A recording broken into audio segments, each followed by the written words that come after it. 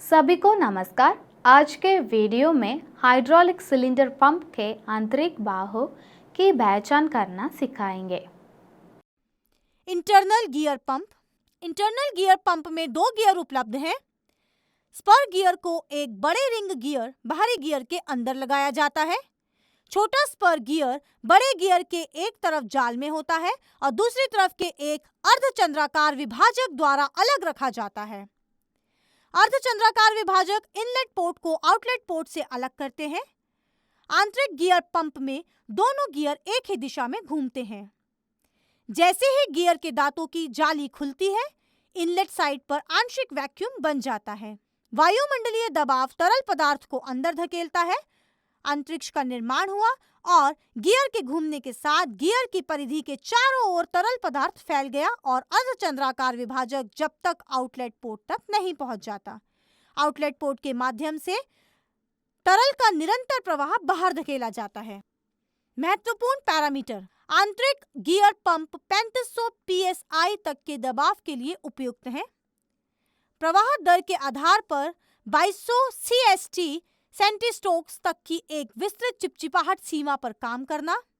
आमतौर पर शांत आंतरिक गियर पंपों में कम द्रव चिपचिपाहट पर भी उच्च दक्षता होती है। आइए इस प्रयोग के लिए आवश्यक उपकरण और घटक जुटाएं। Bench vice 1 number, Allen head socket wrench 1 number, internal snap ring plier 1 number, gear pump 1 number, O ring, तेल सील।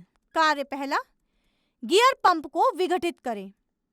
आवश्यक संपूर्ण सील किट लें और पुरानी सील किट की तुलना नई से करें ताकि यह सुनिश्चित हो सके कि आपके पास सही सील किट है।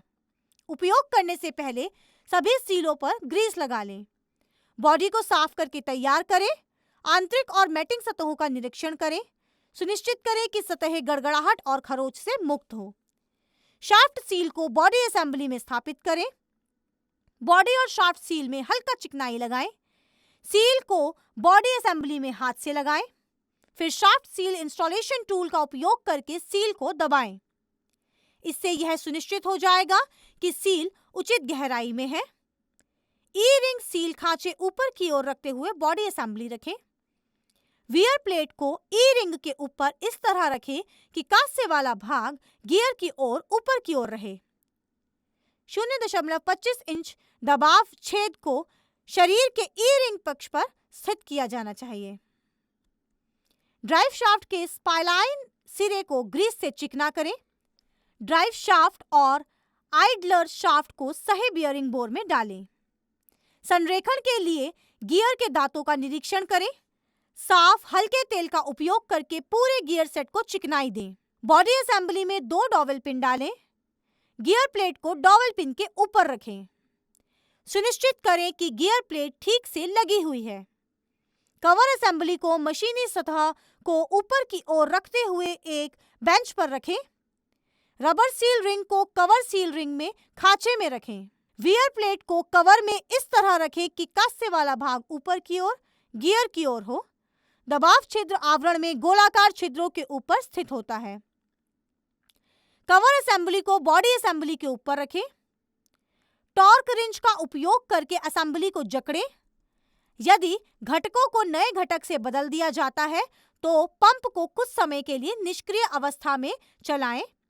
पूर्व सेटिंग पहनने वाले कणों को साफ करने के लिए सॉल्वेंट के साथ विघटित करें और धो लें। पंप के उचित कामकाज का परीक्षण करें। पंप को घुमाएं और प्रवाह दर, घुमाव की सहजता और पंप की ध्वनि की जांच करें। अवलोकन। विनिर्देश के अनुसार पंप की प्रवाह दर, पंप का संचालन सुचारू रूप से होना चाहिए। रिकैप। मुझे आशा है कि आप मोड, किक, नियमित मोड, त्रिज्या आदि के लिए हाइड्रोलिक ओज पाइप और पाइप फिटिंग निरीक्षण में सक्षम होंगे। वीडियो के देखने के लिए धन्यवाद।